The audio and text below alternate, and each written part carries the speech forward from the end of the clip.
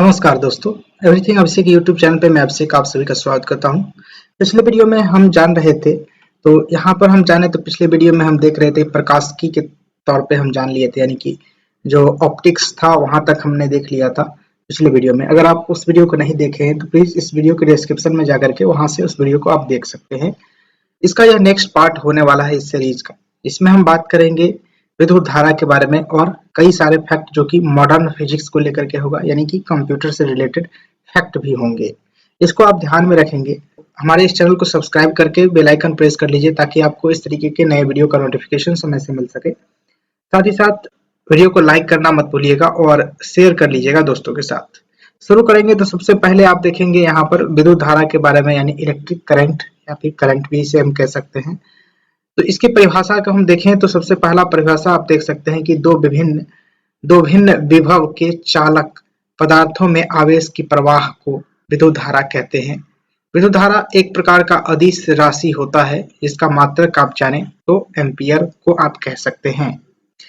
आगे देखते हैं तो यहाँ पर देखने को मिलेगा हमें प्रतिरोध, यानी रेसिस्टेंस किसे कहते हैं। प्रतिरोध के बारे में जाने तो किसी चालक पदार्थ में विद्युत धारा या फिर धारा प्रवाह के विरोध के गुण को हम प्रतिरोध कहते हैं। यानी कि किसी भी चालक पदार्थ है उसमें जब हम विद्युत धारा प्रवाहित करते हैं तो उसमें जो भी रेसिस्टेंस होती है, जो भी प्रतिरोध होती है, विरोध होता है, उसी को हम प्रतिरोध कहते हैं। इसका मात्रक ओम होता है, यह ध्यान रखेंगे। अब जाने तो देख सकते हैं चालकता। चालकता क्या होता है कि किसी चालक में प्रतिरोध के व्युत्क्रम गुण को हम चालकता कहते हैं। यानी प्रतिरोध यानी विरोध करता है विद्युत धारा का, और जो चालकता होता है उसके व्युत्क्रम होता है, यानी उल्टा होता है, वह अधिक करता है, बढ़ाता है विद्युत धारा को, प्रवाह होने के प्रवृत्ति को, तो यह चालकता कहलाता है। इसका जो मात्रक देखें तो मोह होता है इसका मात्रक, इसको ध्यान रखेंगे। और आगे बढ़ेंगे तो फ्यूज। फ्यूज के बारे में देख सकते हैं फ्यूज क्या होता है। तो फ्यूज एक प्रकार का जाने तो परिपथ की उच्च धारा से सुरक्षा करने वाला जो ताज होता है उसे हम फ्यूज कहते हैं। ध्यान रखेंगे, परिपथ की उच्च धारा से सुरक्षा करने वाला जो तार होता है उसे हम फ्यूज कहते हैं। अब फ्यूज तार के जो गुण क्या क्या हो सकते हैं, होने चाहिए, तो देख सकते हैं ये पहला गुण होना चाहिए कि उच्च प्रतिरोध होना चाहिए। दूसरा गुण होना चाहिए कि निम्न गलनांक होना चाहिए। इसको आप ध्यान रखेंगे। आगे देखेंगे तो विद्युत बल्ब आप जाने तो विद्युत बल्ब का आविष्कार देख लेते हैं कि थॉमस अल्वा एडिसन के द्वारा किया गया था।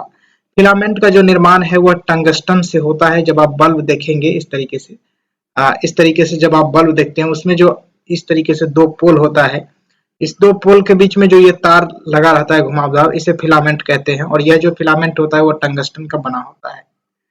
बल्ब के अंदर भारी गैस यानी कि आर्गन या फिर अक्रिय गैस के रूप में भरा रहता है। आगे जान सकते हैं ट्रांसफार्मर के बारे में। ट्रांसफार्मर का आविष्कार माइकल फैराडे के द्वारा किया गया था। इसका कार्य होता है प्रत्यावर्ती धारा का, जो है कि इसका जो कार्य होता है प्रत्यावर्ती धारा का, उसके बाद उपचयन और अपचयन करना होता है इसका कार्य। ध्यान रखेंगे, प्रत्यावर्ती धारा का उपचयन या फिर अपचयन करना इसका कार्य होता है। अमीटर के बारे में जाने तो अमीटर क्या होता है, तो यहाँ से जान सकते हैं विद्युत धारा का मान ज्ञात करने वाला जो यंत्र होता है उसे हम अमीटर के रूप में जानते हैं। वोल्ट मीटर विभव ज्ञात करने वाला यंत्र को हम वोल्ट मीटर कहते हैं। विभवांतर का जो है कि ज्ञात करने वाला जो यंत्र होता है वह वोल्ट मीटर के रूप में हम इसे जानते हैं। अमीटर में होता है विद्युत धारा का मापन होता है, वोल्ट मीटर में विभवांतर का मापन होता है। आगे बढ़ेंगे तो देख सकते हैं कि विद्युत सेल के प्रकार के रूप में हम यहाँ जानेंगे कि विद्युत सेल के प्रकार कितने प्रकार से हो सकते हैं। विद्युत का सेल तो देख सकते हैं प्राथमिक सेल और द्वितीयक सेल दो प्रकार के होते हैं। प्राथमिक सेल के माध्यम से जाने तो प्राथमिक सेल वह सेल है जो केवल एक बार प्रयोग किया जा सकता है, उसे हम प्राथमिक सेल कहते हैं। द्वितीयक सेल के जो देखें कि वह सेल जो कि बार बार हम उपयोग कर सकते हैं, जिसे रिचार्ज भी कर सकते हैं। उदाहरण के लिए आप देखें तो वोल्टीय सेल एक प्रकार का प्राथमिक सेल है। लैप्लासे सेल जो कि टेलीफोन में, विद्युत की घंटी आदि में इस्तेमाल किया जाता है, तो यह लैप्लासे सेल एक प्रकार का प्राथमिक सेल होता है, प्राथमिक बैटरी या फिर सेल कह सकते हैं। उसके बाद सूक्ष्म सेल के बारे में जाने। सूक्ष्म सेल टॉर्च, रेडियो आदि में उपयोग हम कर सकते हैं। डैनियल सेल के बारे में जाने, यह भी एक प्रकार का प्राथमिक सेल है। इसके अन्य नाम जो होते हैं द्वितीयक सेल के अन्य नाम आप देखेंगे तो संचायक सेल के रूप में हम जान सकते हैं इसे। लेड जो एसिड वाला जो बैटरी होता है वही उसको आप कह सकते हैं द्वितीय एक्सेल के रूप में, जिसको हम रिचार्ज कर सकते हैं, वह द्वितीय एक्सेल की श्रेणी में आएगा। आगे बढ़ेंगे तो आप जानेंगे यहाँ से कंप्यूटर के बारे में, यानी कि मॉडर्न फिजिक्स में आप देखेंगे तो कंप्यूटर का सेक्शन होता है। इसको हम देख सकते हैं, कंप्यूटर के बारे में जो बेसिक जानकारी है इसको हम समझते चलेंगे कि क्या है कंप्यूटर। तो आंकड़ों का प्रोसेस करने वाला अंत आप कह सकते हैं इसे, कंप्यूटर को। इसको हिंदी में आप जाने तो संगणक के रूप में भी हम जानते हैं। सूचना आप देख सकते हैं, सूचना किसे कहते हैं कि जिस डाटा पर क्रिया हो चुकी है वह सूचना कहलाती है, इंफॉर्मेशन कहलाती है। डाटा के रूप में आप देखें तो डाटा किसे कहा जाता है, तो असिद्ध तथ्य, अंक या फिर सांख्यिकी का समूह जिस पर प्रक्रिया करने से अर्थपूर्ण सूचना प्राप्त किया जा सके, उसे हम डाटा कह सकते हैं। अब देखें तो बाइट किसे कहते हैं, तो कंप्यूटर की स्मृति का मानक इकाई 1 बाइट होता है और 1 बाइट बराबर 8 बिट होता है। इसको ध्यान रखेंगे। कंप्यूटर की स्मृति का मानक इकाई क्या होता है, तो 1 बाइट होता है या फिर 1 बाइट बराबर 8 बिट होता है। बिट के बारे में जाने तो बिट को देख सकते हैं कि कंप्यूटर की स्मृति या फिर मेमोरी की सबसे छोटी इकाई को हम बिट कहते हैं।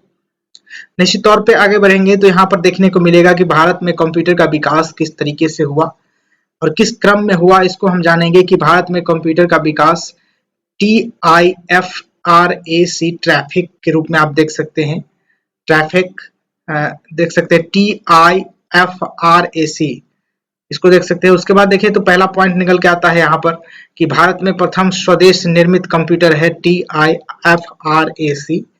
उसके बाद देखें तो औपचारिक प्रवर्तन वर्ष आप देखें तो औपचारिक रूप से जो परावर्तन आया कंप्यूटर के क्षेत्र में वो 1960 में हुआ।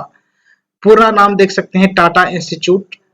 उसके बाद देख सकते हैं जो कंप्यूटर का नाम था, पहला कंप्यूटर के बारे में बताया जा रहा है यहाँ पे, तो Tata institute of fundamental research automatic calculator के रूप में आप जान सकते हैं इसे। Tata institute of fundamental research automatic calculator के रूप में इसका कंप्यूटर का नाम था, पहला कंप्यूटर का नाम था जो कि भारत में निर्माण किया गया था।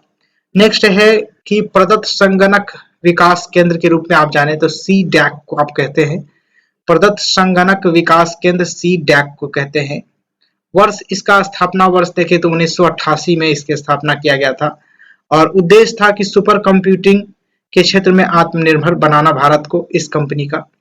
उसके बाद जाने तो देख सकते हैं परम श्रृंखला का द्रुततम सुपर कंप्यूटर को आप देखें तो परम सिद्धि AI को आप देख सकते हैं इसमें।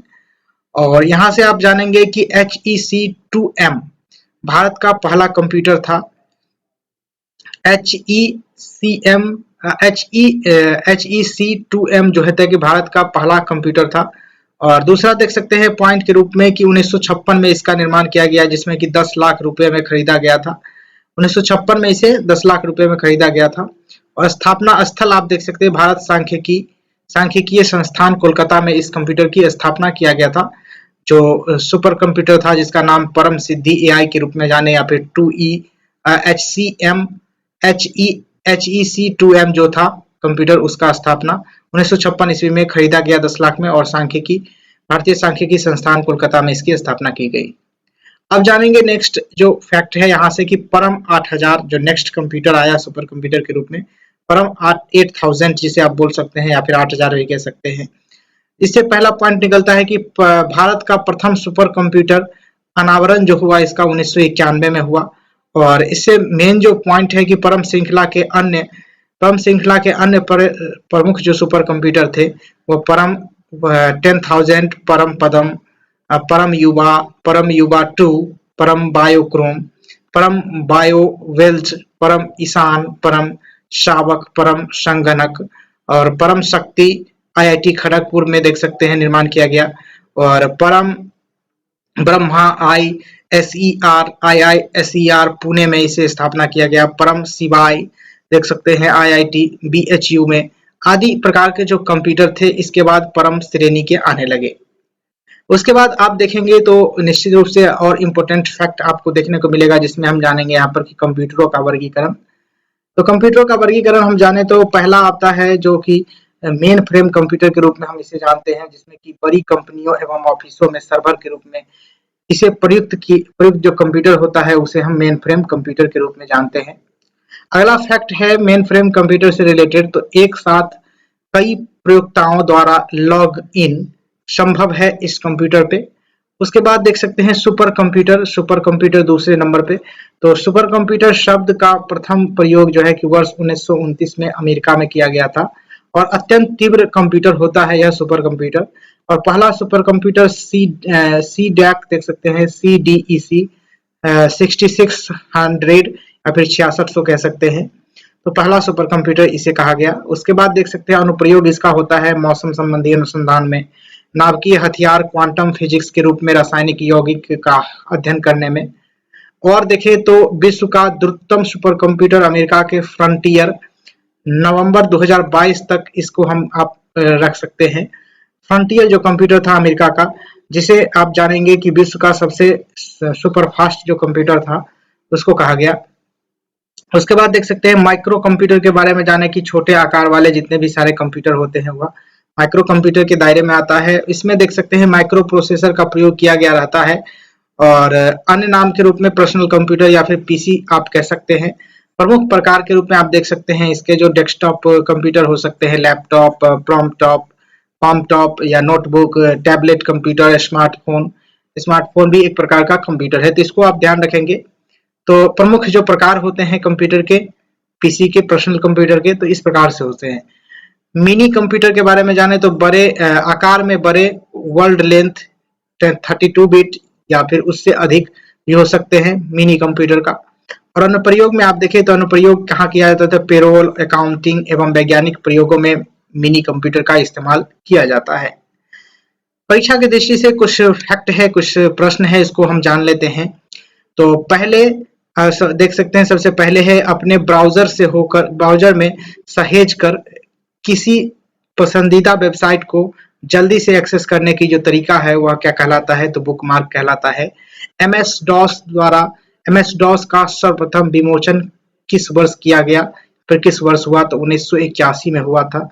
उसके बाद जाने की कीबोर्ड केबल दो कंप्यूटर, कीबोर्ड केबल को जो है कि कंप्यूटर के जिस पोर्ट में लगाते हैं उसे क्या कहते हैं, तो USB पोर्ट कहते हैं और PS2 भी कहते हैं, तो इसको आप ध्यान रखेंगे। PS2 और USB पोर्ट अभी के फिलहाल के जो कंप्यूटर है उसमें आते हैं, लेकिन PS2 भी होता है, तो इसको आप ध्यान रखेंगे।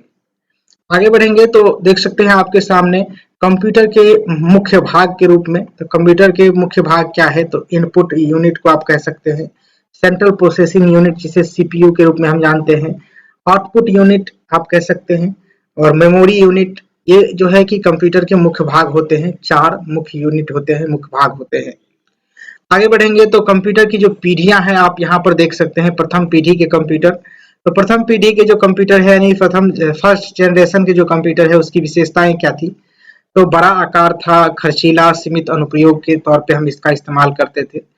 विकास काल जो होता है प्रथम पीढ़ी के जो कंप्यूटर थे उसका विकास काल आप जानते हैं, तो 1940 से लेकर के 1956 के बीच हम इसका इस्तेमाल या फिर इसके जो है कि आविष्कार के रूप में हम कह सकते हैं, उसके पीढ़ी के काल को देख सकते हैं।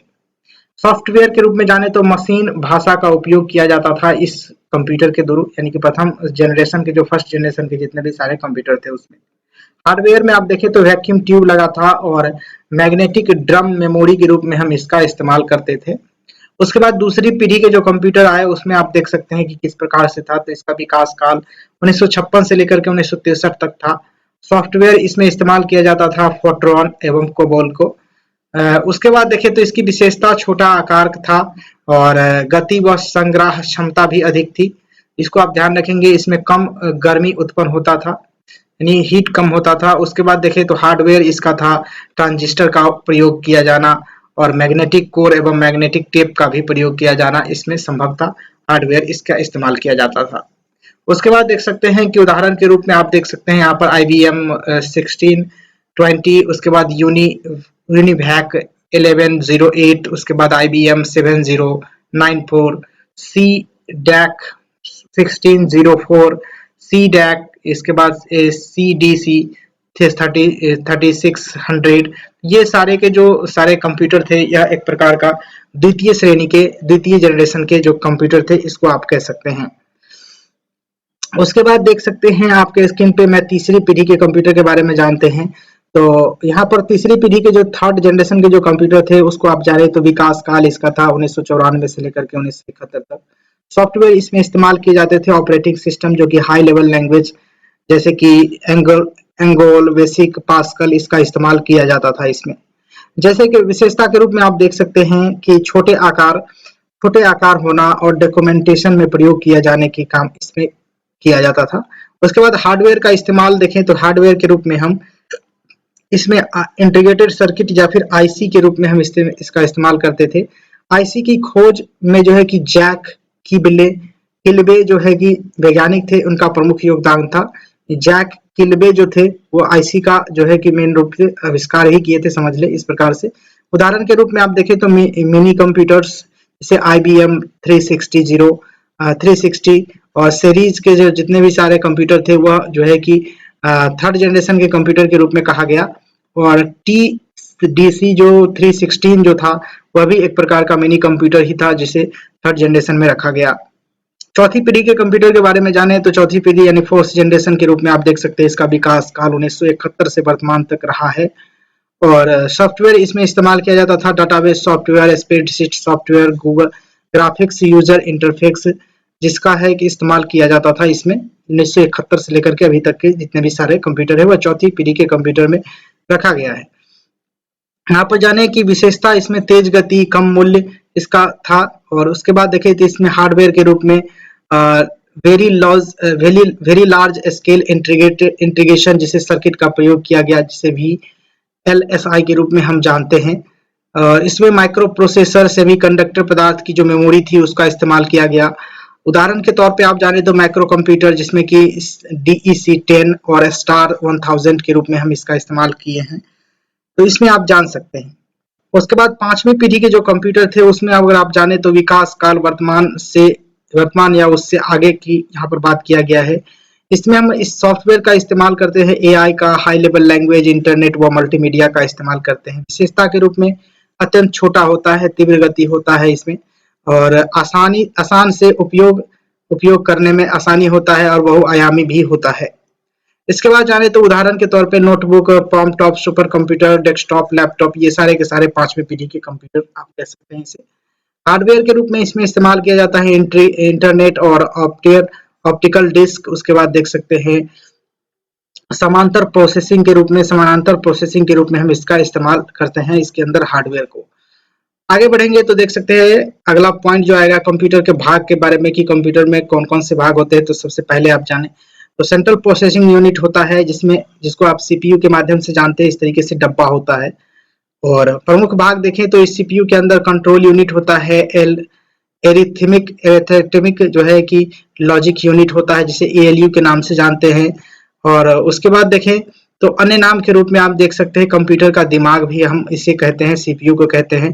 कार्य इसका होता है डाटा को प्रोसेसिंग करना, इसका कार्य होता है CPU का। अब जानते हैं यहाँ पर आउटपुट यूनिट किसे कहते हैं। तो आउटपुट यूनिट क्या है, तो ऐसी युक्तियां जिनमें संगणना के परिणाम प्रयोक्ता तक पहुंचाए जाते हैं, तो वह एक प्रकार का आउटपुट यूनिट के रूप में हम इसे जानते हैं। जैसे कि माइक्रोफोन, ईयरफोन हो गया, हेडफोन हो गया, प्रिंटर हो गया, मॉनिटर हो गया, प्रोजेक्टर हो गया, ये सारे के सारे जो है कि आउटपुट डिवाइस कहे जाते हैं। तो प्रिंटर, प्लॉटर, मॉनिटर या फिर LCD इस तरह के सारे आउटपुट डिवाइस है। इनपुट डिवाइस किसे कहा जाता है। इनपुट डिवाइस के बारे में जाने तो ऐसी युक्ति जिसके द्वारा डेटा और निर्देश को जो है कंप्यूटर में प्रविष्ट करने के लिए किया जाता है, तो यह जो है कि इनपुट डिवाइस के रूप में हम इसे जानते हैं। उदाहरण के रूप में आप देख सकते हैं keyboard, mouse, scanner, track ball या फिर लाइट पेन का हम इस्तेमाल करते हैं। तो ये सारे के सारे इनपुट डिवाइस के रूप में हम कह सकते हैं इसे। मेमोरी यूनिट किसे कहते हैं, तो मेमोरी यूनिट आपको देख सकते हैं क्या है। तो यहाँ पर जानने को मिलेगा कि कंप्यूटर का वह भाग जिसके द्वारा सूचनाओं एवं अनुदेशों का भंडारण या फिर सुरक्षित किया जाता है, संग्रहित किया जाता है एवं पुनरुत्थान किया जाता है। तो इस प्रकार से जो काम करता है वह मेमोरी यूनिट करता है। और इसके जो प्रकार होते हैं, दो प्रकार के होते हैं, आंतरिक मेमोरी और बाह्य मेमोरी के रूप में। आप जानेंगे कि एक्सटर्नल मेमोरी या फिर बाह्य स्मृति के रूप में। तो एक्सटर्नल जो मेमोरी होता है इसमें आप जाने इसको सेकेंडरी मेमोरी के रूप में हम जानते हैं। उदाहरण के रूप में देख सकते हैं hard disk, floppy disk, CD ROM, DVD, pen drive, Blu-ray disc, ये सारे के सारे सेकेंडरी मेमोरी कह सकते हैं, इसे आप बाह्य मेमोरी कह सकते हैं या फिर एक्सटर्नल मेमोरी भी कह सकते हैं। आगे जान सकते हैं कि हार्ड डिस्क क्या होता है। तो हार्ड डिस्क के बारे में देख सकते हैं कि एक से अधिक डिस्क ट्रैक व सेक्टर में विभाजित होते हैं इसमें। तो एक से अधिक डिस्क का जो है कि एक साथ बंडल किया जाता है और उसमें जो है कि लेजर लाइट वाला हेड लगा रहता है जिसके माध्यम से रीड किया जाता है डेटा और राइट किया जाता है। तो इसको आप ध्यान रखेंगे, जिसमें कि ट्रैक व सेक्टर में विभाजित किए रहते हैं। और डीवीडी किसे कहते हैं? डीवीडी ऑप्टिकल स्टोरेज डिवाइस को कहा जाता है और संग्रहण क्षमता सीडी से अधिक होती है डीवीडी में, इसको आप ध्यान रखेंगे। और उदाहरण के लिए आप जाने तो डीवीडी आर या फिर डीवीडी आर, जिसे राइटेबल जो होता है केवल आप इसे रीड कर सकते हैं। इस डीवीडी में जो भी डेटा है उसको आप केवल रीड कर सकते हैं, वैसी डीवीडी। और उसके बाद डीवीडी आर डब्ल्यू, जिसमें आप लिख भी सकते हैं, मिटा भी सकते हैं और रीड भी कर सकते हैं, तो इसे डीवीडी आर डब्ल्यू कहा जाता है। पेन ड्राइव को आप जाने तो पेन ड्राइव भी एक प्रकार का एक्सटर्नल मेमोरी है, जिसे आप जाने तो अन्य नाम के रूप में यूएसबी फ्लैश ड्राइव भी आप कह सकते हैं। और डेटा संग्रहण युक्ति के सर्वाधिक लोकप्रिय है यह पेन ड्राइव, अभी तक भी आप लोग इस्तेमाल करते ही होंगे। आगे जानेंगे तो जान सकते हैं मेमोरी यूनिट में इसका जो क्षमता मापने की जो पद्धति है वह किस तरीके से होता है। तो byte, megabyte, kilobyte, gigabyte, terabyte और बाइट एक बाइट बराबर होता है 10 के पावर -3 किलोबाइट, इसको आप ध्यान रखेंगे। और ये मेमोरी को जो है कि नापने की जो मापन की जो क्षमता मापन की जो पद्धति है, हम इसे मापते हैं। जैसे कि वजन को किलोग्राम में नापते हैं, ग्राम में नापते हैं, पाउंड में नापते हैं, तो उसी प्रकार से मेमोरी को हम इस चीज में नापते हैं, byte, megabyte, kilobyte, gigabyte, terabyte, और जो है कि इस तरीके से हम नापते हैं। आगे बढ़ेंगे तो देख सकते हैं इस आंतरिक जो है मेमोरी यानी कि इंटरनल स्टोरेज के बारे में जानेंगे। तो इंटरनल स्टोरेज यानी इंटरनल मेमोरी एवं उनके प्रकार किस प्रकार से हो सकते हैं। तो प्रकार देखें तो रैम और रोम जो देखें तो यह इंटरनल मेमोरी के रूप में हम इसे जानते हैं। क्या है यह कि कंप्यूटर के मदरबोर्ड में चिप्स के रूप में प्रयुक्त मेमोरी उपकरण होता है, जिसे आंतरिक मेमोरी के रूप में हम जानते हैं। आप जान सकते हैं यहाँ पर कि अन्य नाम के रूप में कि प्राथमिक स्मृति जिसे प्राइमरी मेमोरी कहते हैं, मुख्य स्मृति जिसे मेन मेमोरी कहते हैं। तो रैम के बारे में जाने, जिसे RAM के रूप में आप देख सकते हैं कि पूरा नाम रैंडम एक्सेस मेमोरी के रूप में कहा जाता है। और इसका कार्य होता है कि जिन प्रोग्राम और सूचनाओं की प्रोसेसिंग का कार्य कंप्यूटर जो है कि कर रहा होता है, उन्हें कंप्यूटर की स्मृति में धारण करना इसका काम होता है, यानी कि रैम में इसको धारण किया जाता है। उसके बाद देखिए तो यह एक अस्थाई होता है, यानी कि वोलाइट होता है, यानी कि अस्थाई होता है, मेमोरी होता है। उसके बाद देखें तो संग्रहित डेटा और कंप्यूटर बंद होने पर पुनः जो है कि नष्ट हो जाते हैं, इसको ध्यान रखेंगे। रैम में जितने भी सारा डाटा संग्रहित रहता है, वो कंप्यूटर को अगर आप बंद करेंगे तो निश्चित रूप से उसका जितने भी सारे डाटा होते हैं वो डिलीट हो जाते हैं। उसके बाद देखें तो रोम के बारे में ROM कह सकते हैं कि नॉन वोलेटाइल मेमोरी आप कह सकते हैं इसे, या फिर रीड ओनली मेमोरी भी आप कह सकते हैं। तो पूरा नाम के रूप में आप देख सकते हैं रीड ओनली मेमोरी है। और इसका कार्य जो होता है बेसिक इनपुट जो है कि इनपुट और आउटपुट जो सिस्टम होता है, बेसिक इनपुट और आउटपुट जो सिस्टम जिसे बायोस के रूप में आप जानते हैं, का संग्रहण करना। और इसका जो विशेषता होता है कि मेमोरी में भंडारित डाटा का अनुदेश को सिर्फ पढ़ा जा सकता है और हटाया नहीं जा सकता है, यानी कि इसको ध्यान रखेंगे। आगे बढ़ेंगे तो आपके स्क्रीन पे दिखेगा कंप्यूटर सॉफ्टवेयर के बारे में। तो कंप्यूटर सॉफ्टवेयर जिसमें कि सिस्टम सॉफ्टवेयर एक होता है, एप्लीकेशन सॉफ्टवेयर होता है। तो सिस्टम सॉफ्टवेयर क्या होता है? तो कंप्यूटर का प्रमुख या फिर मुख्य प्रोग्राम जो होता है वह सिस्टम सॉफ्टवेयर कहलाता है। कंप्यूटर को स्टार्ट करने के लिए आवश्यक होता है यह, और कंप्यूटर की आंतरिक कार्य प्रणाली को नियंत्रित करने के लिए हम सिस्टम सॉफ्टवेयर का इस्तेमाल करते हैं, जिसे आप OS के रूप में भी हम जान सकते हैं। एप्लीकेशन सॉफ्टवेयर क्या होता है कि किसी विशेष कार्य को संपादन के लिए हम निर्मित करते हैं किसी भी सॉफ्टवेयर को, तो वह एक प्रकार का जो है कि कंप्यूटर सॉफ्टवेयर या फिर एप्लीकेशन सॉफ्टवेयर के रूप में कार्य करता है। जैसे आप देख सकते हैं word processing software, database software, graphic software, तो ये सारे अलग अलग सॉफ्टवेयर होते हैं।